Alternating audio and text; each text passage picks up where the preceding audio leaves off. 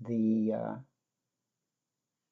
normal backup meditation music that I use. So let me see if I can get it going.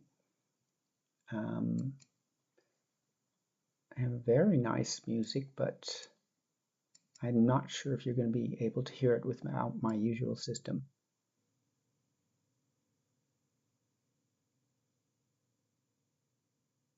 Okay, so now you need to let me know if you can hear anything. So this might, I think probably most of the people are there. Maybe our brother from Mauritius can let me know. Can you hear anything, any music coming through?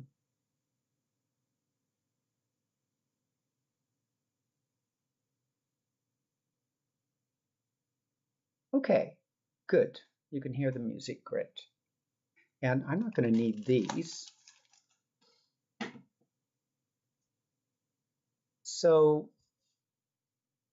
now we will do some guided meditation. So make yourself comfortable.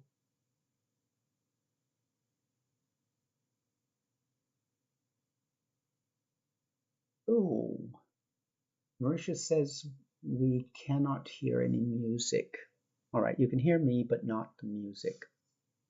Okay, well, at least I'll play the music for myself. Okay.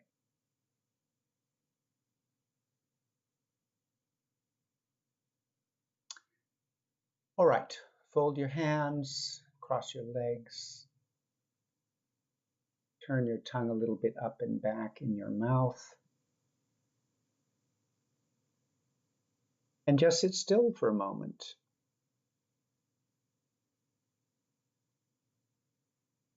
Connect with your physical body. See how your body is feeling. And just take a moment to sit with yourself physically.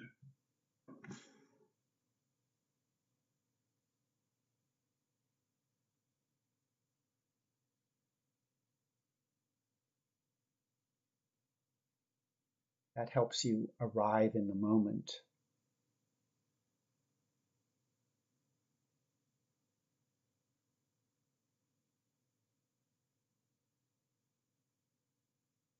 Bring your breath down to your belly.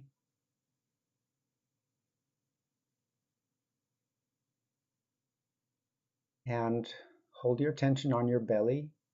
We're not going to keep it there throughout the meditation, but in the beginning it helps you turn on the relaxation response. So breathe from your belly. Take some deep breaths. Feel your belly expand and contract.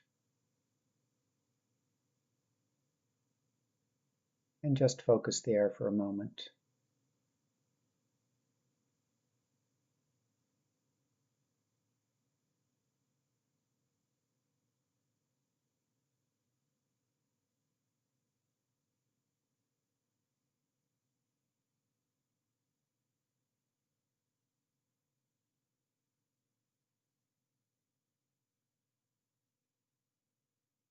Check your posture.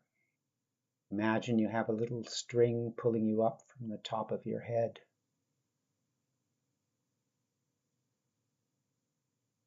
So your spine feels straight, but not stiff.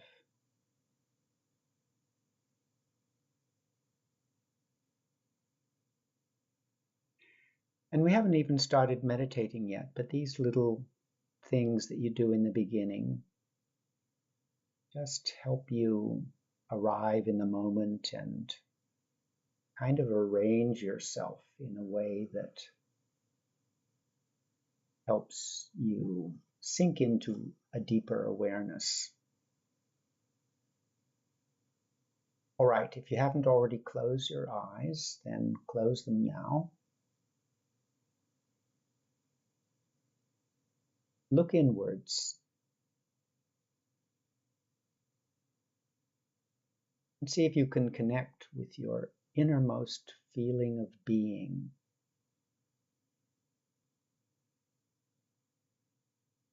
the part of you that feels, I am here, I exist, I am.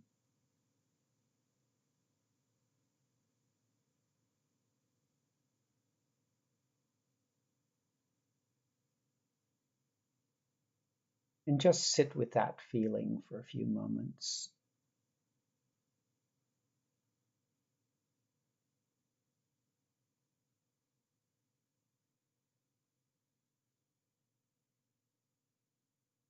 Think of it as spending time to sit with yourself.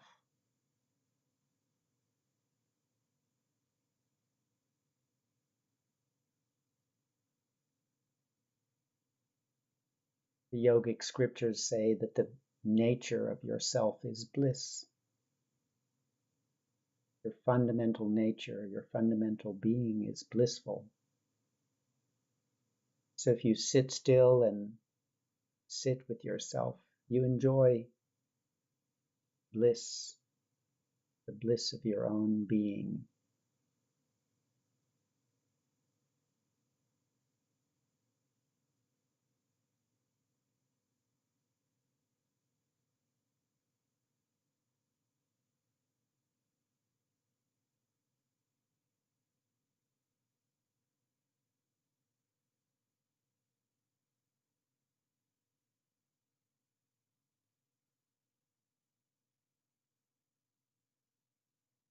Now begin to use some visualization to step away from your everyday life and open up a deeper, bigger space. So start by imagining a tall mountain far away in the distance.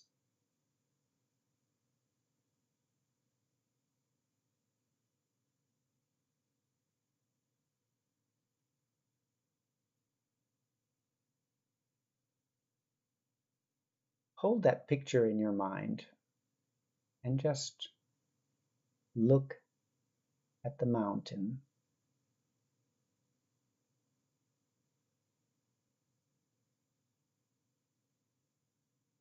Hold it. And as you look at the mountain, notice that it's already pulling you up, pulling you out of your everyday world into a wider, deeper space.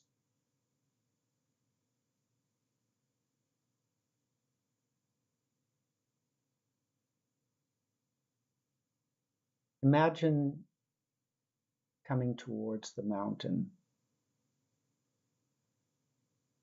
And as you do so, you have an intention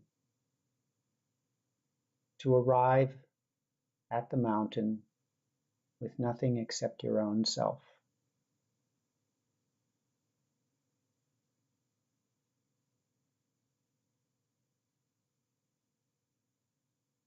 Imagine coming to the very top of the mountain.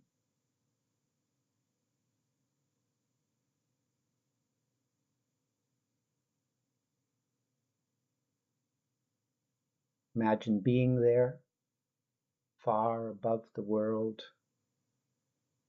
looking out over everything.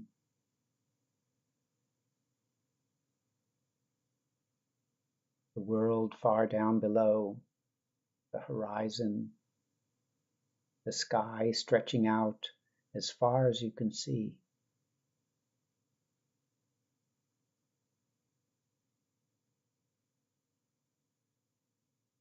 Again, hold that picture.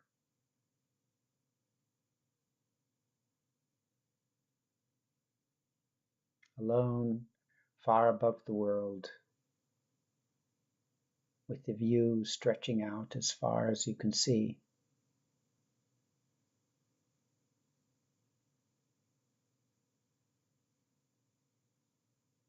And as you hold that picture, take a moment to enjoy the feeling of space, freedom,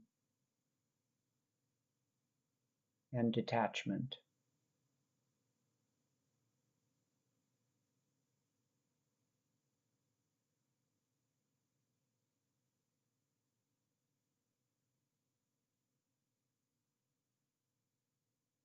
mind takes the shape of its object.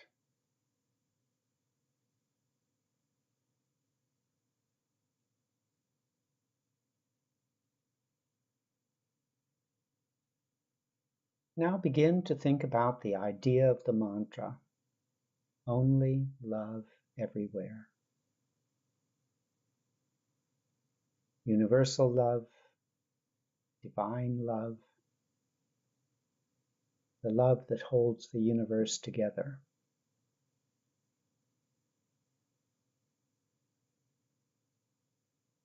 Begin just by silently repeating the phrase, only love everywhere. And as you repeat this phrase, try to connect with it on the level of feeling. What does it feel like? What does it sound like?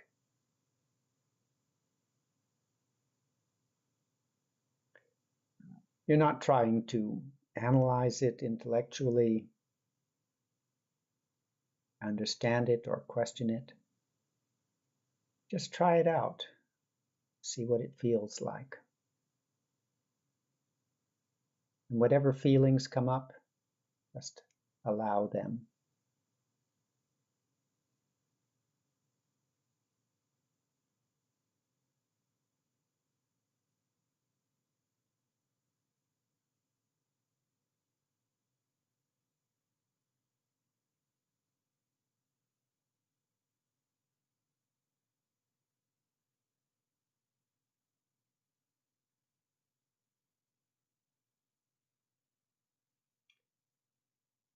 Once you start to feel a little bit comfortable with the phrase, begin to visualize. Imagine a beautiful ocean of love everywhere, filling up all available space, internally, all around you, past, present, and future.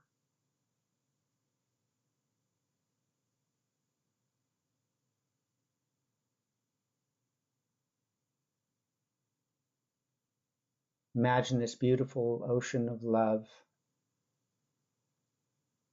coming right into the very center of your being, connecting with you, becoming part of you.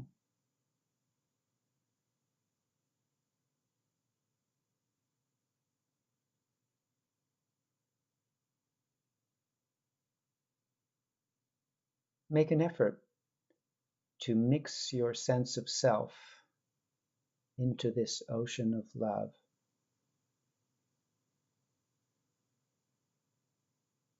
You become it, it becomes you.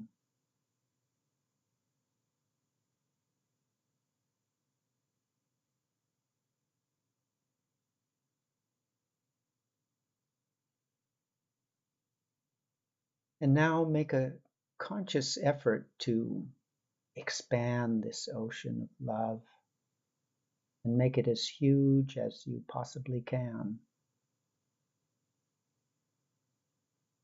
Imagine it filling up the entire universe and beyond that.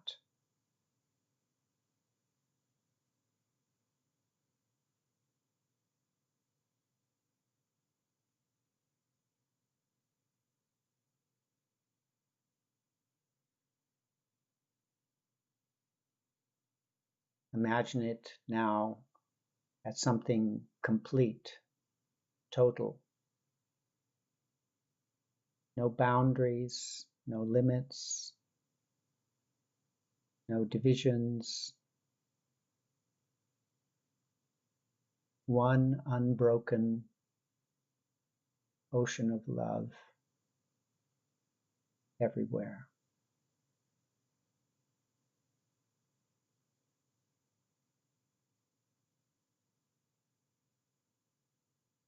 Once again, hold the thought. and take a moment to enjoy the vastness of it, the simplicity and consistency, the uniformity.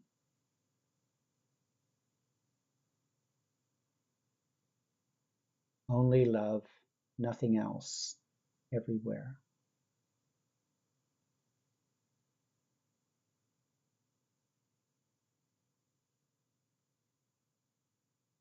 Imagine that this infinite, total ocean of love is the unchanging, eternal reality.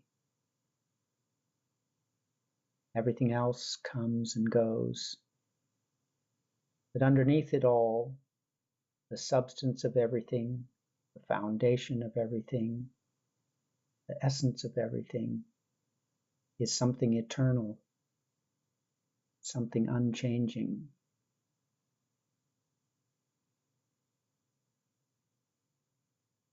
Holding, witnessing, loving.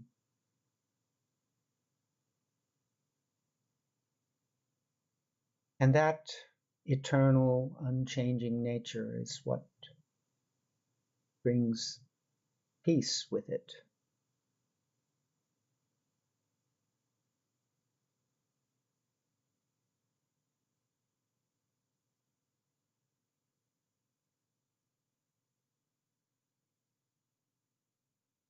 And finally, imagine that this ocean of love, this total, absolute ocean of love,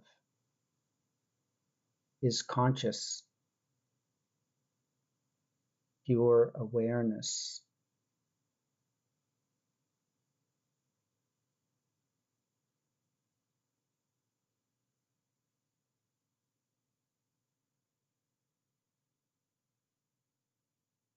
Holding this beautiful feeling,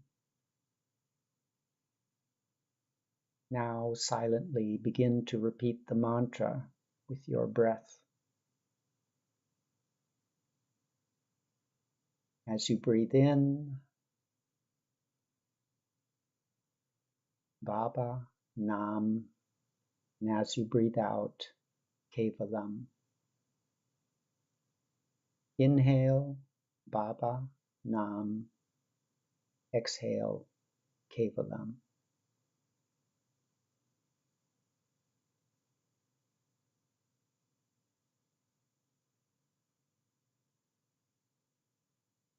First, focus on the sound of the words.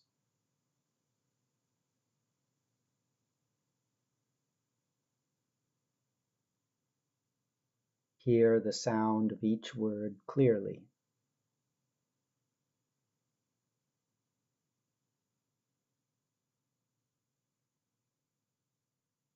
There is power in the sound.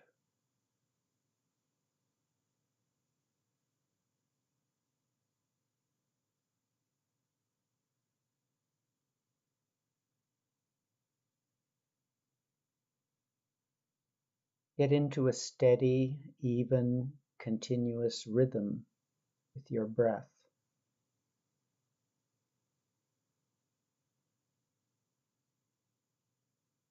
Sound and rhythm.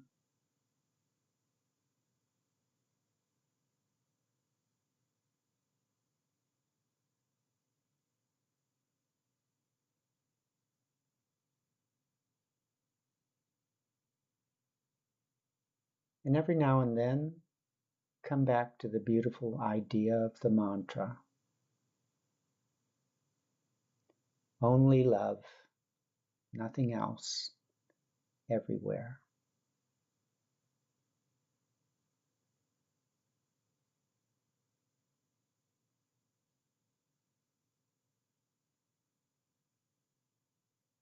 Other thoughts may come and go. That's normal.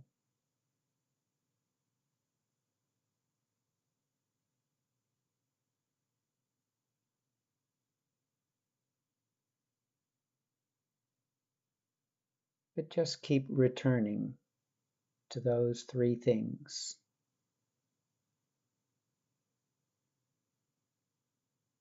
the sound of the mantra,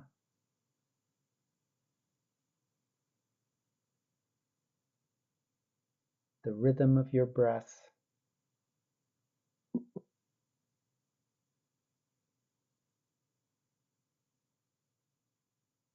and the beautiful idea. Nothing except love everywhere.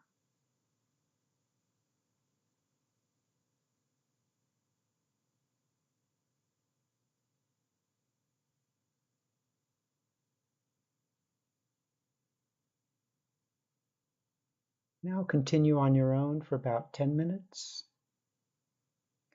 and then we'll come back together.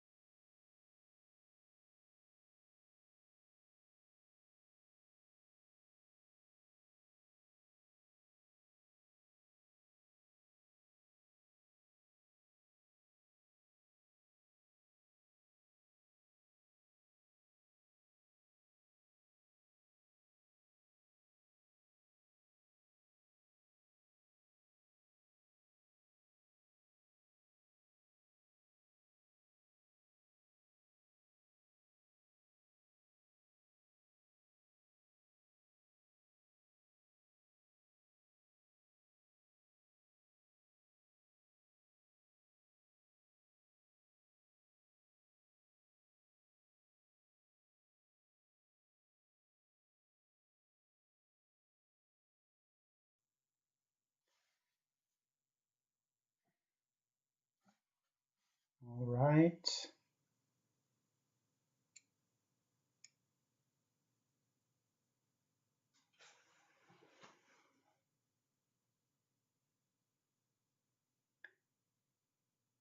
Be aware of your body. Be aware of the space around you.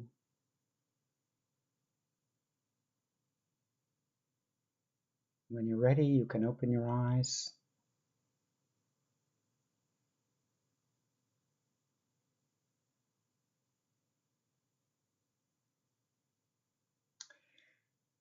So one of the things that I've been thinking about and connecting with in meditation this week is, maybe the last couple of weeks, is just this idea that you are not the doer.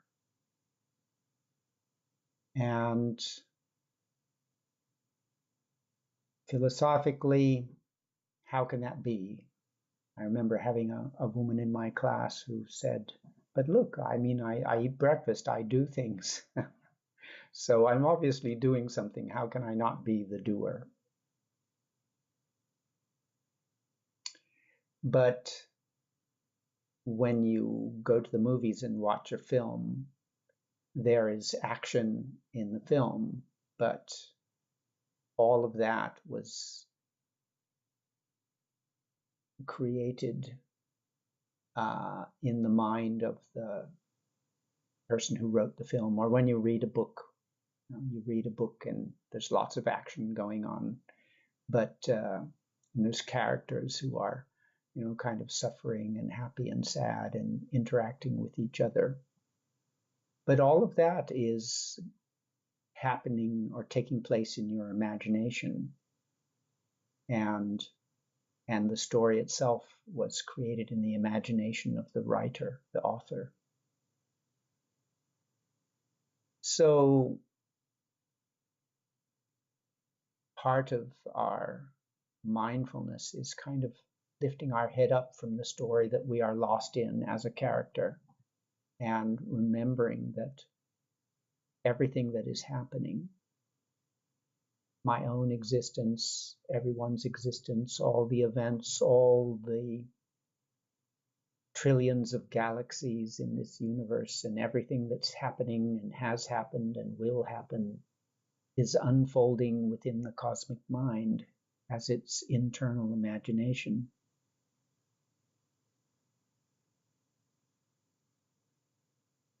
And we are actors playing out a role in that drama.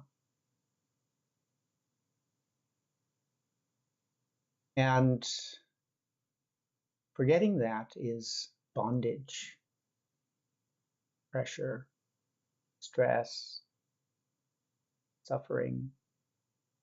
And remembering it is freedom.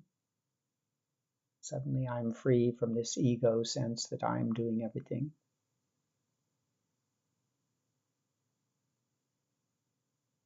And it doesn't mean that we suddenly sit still and don't go anywhere or do anything. Rather, what we try to do is think of ourselves as an instrument, remain active, act without the sense of ego, without the sense of I. And I've talked about this many times. If you have that ego sense, I did it, it somehow spoils the beauty of whatever it was that you did. And it spoils the beauty for you, yourself, and it spoils the beauty for others, because we feel annoyed when we see someone who has a strong feeling of I did it, I did it. Nobody likes it. It makes the space feel crowded. But when someone is humble, quiet, when someone is acting as a natural instrument of how the divine unfolds, then everybody stays relaxed. It's just, there's a feeling of flowing with things. So if you want to be easy on yourself and easy on others, then that idea, I am not the doer, is the secret. Right? And the more you make space, so I am not the doer is putting your own ego out of the way, and that leaves the space open for something greater, for presence, the presence of that universal, eternal, witnessing consciousness, which is actually imagining everything, the doer. And it's as if you are, giving namaskar and acknowledging the true presence, the true author of everything that is going on. It's like in the middle of the show, Harry Potter lifts his head up and gives namaskar to J.K. Rowling, who is doing everything, right? And then there is this kind of mystical greatness that is present, and life regains a certain depth and charm and magic, which is lost when you think I do, he does, she does.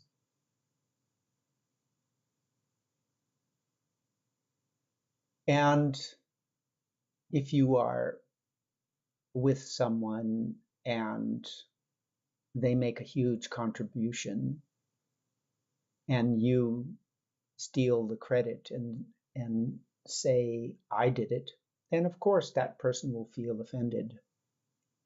And if, on the other hand, you acknowledge them and you give your praise and surrender and give them the due recognition as the author of whatever it was, then they feel happy. So we can make God, who is the true author of everything, happy by acknowledging you are the author, you are the doer. I see your hand everywhere. You are doing everything. I am just an instrument. Right? And your false perception of yourself as the doer disappears, and we acknowledge the presence, the beauty of the true doer, and the true doer feels some happiness at not being crowded out of the picture. So you can keep this idea, I'm not the doer, you can bring a feeling of service into it. I please the divine by acknowledging his, her authorship. And yeah, I've been enjoying that, doing service by remembering I am not the doer, remembering in a slightly more devotional sense, you are the doer, right? It's sweet, it's true in the deeper sense, and we always feel a sense of rightness when we hit on what is true in a deeper sense. We feel a kind of stress when we are kind of lost in a confusing illusion.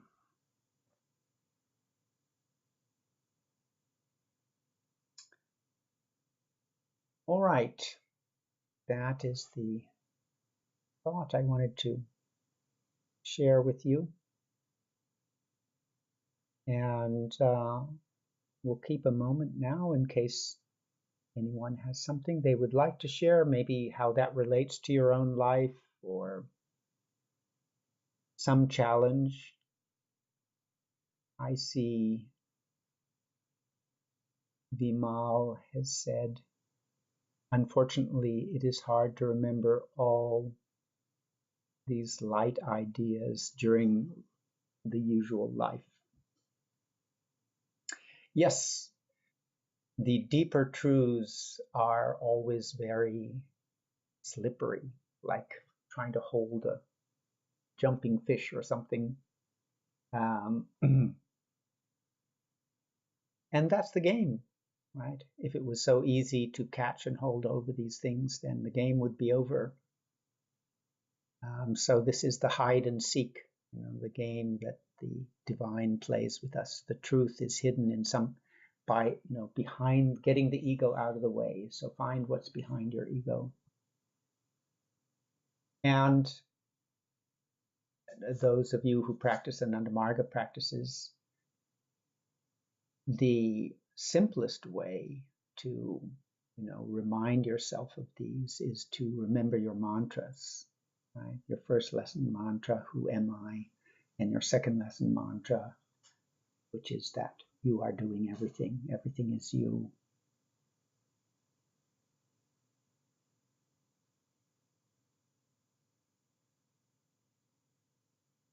Okay.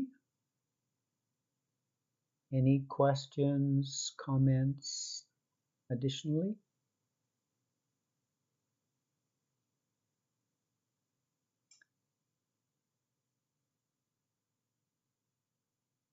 Aha, Krishna from Norway, to think about how God is following me and his awareness always sweetly watches me, gives me enormous relief. Yeah.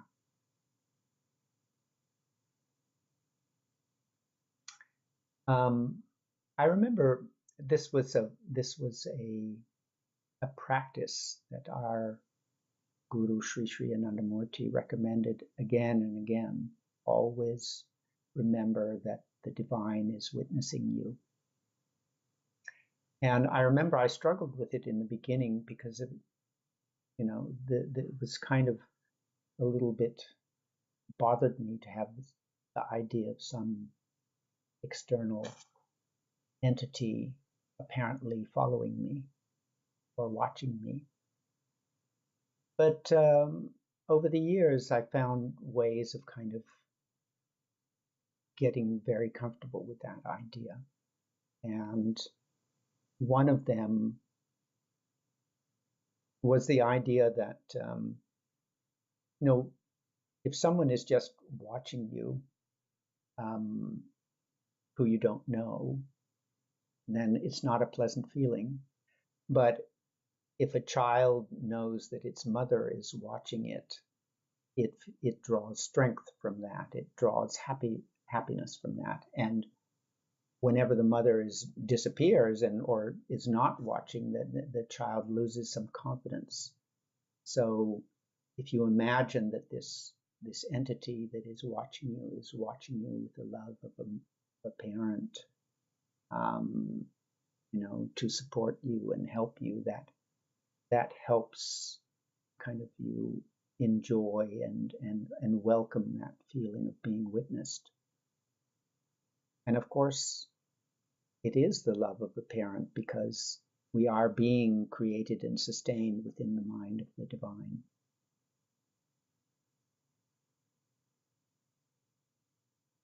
Bimal says, I found for myself recently the idea, Baba, I love you, but now I don't have enough strength to do my sadhana to be closer to you now.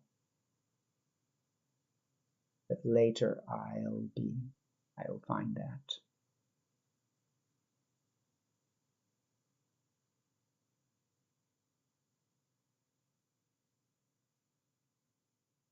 Yeah. I can relate to that. Sometimes when I'm not in a good flow, I remind myself that even though, I might be in a mess, God is still God, and I still love him. And that kind of settles me down a little bit because, there's always going to be those moments when you really feel out of it or exhausted or something. But no matter what is happening, that doesn't change the eternal truths. And that doesn't change the fact that whether you are good or bad or whatever, there's something in you that has a love for that divine. So remembering that eternal, indestructible presence and the fact that, whatever you have done, you still have that love. And gets you back to the important fundamentals.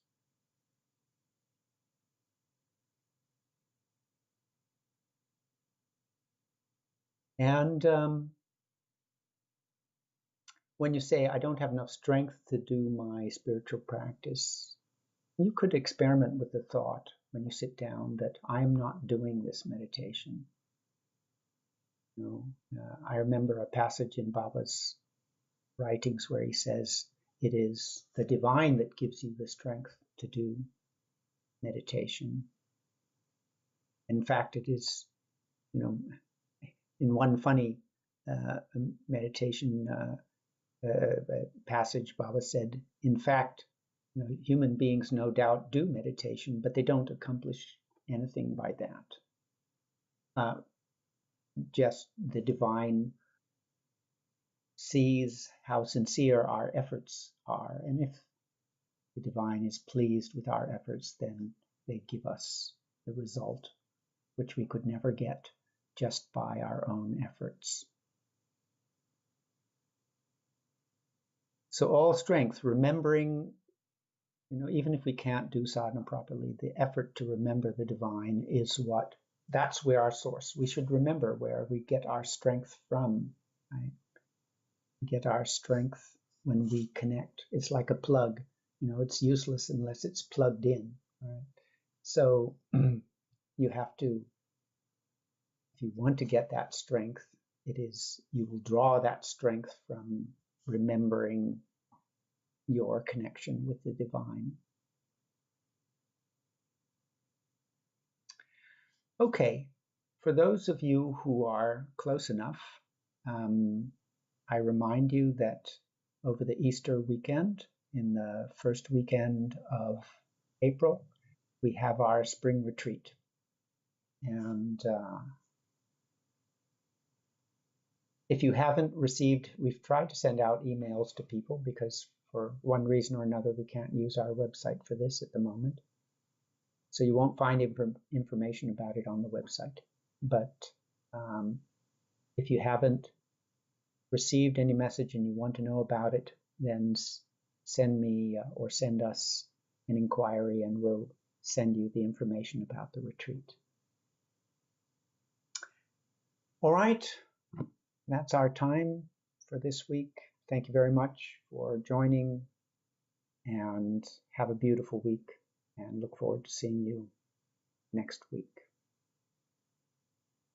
Namaskar.